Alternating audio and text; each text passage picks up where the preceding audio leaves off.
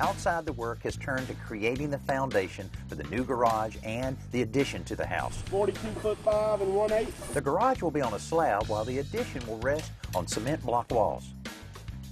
You just never realize how big something's going to be until you get everything laid out, you get your strings in place, and you start digging the big footings.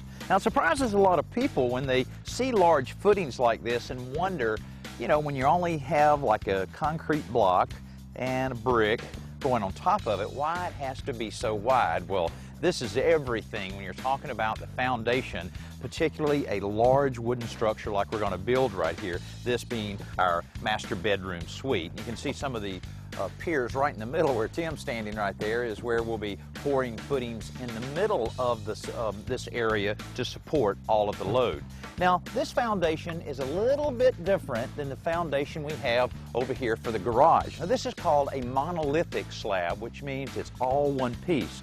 It all pours down to create your footings, your brick ledge, and everything you need to construct this garage.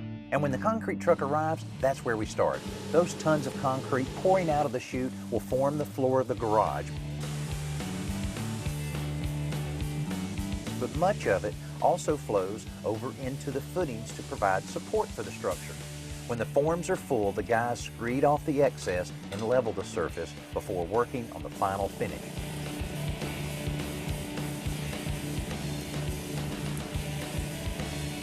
But the concrete trucks keep coming because we also have to fill up all of those footings for the addition to the house.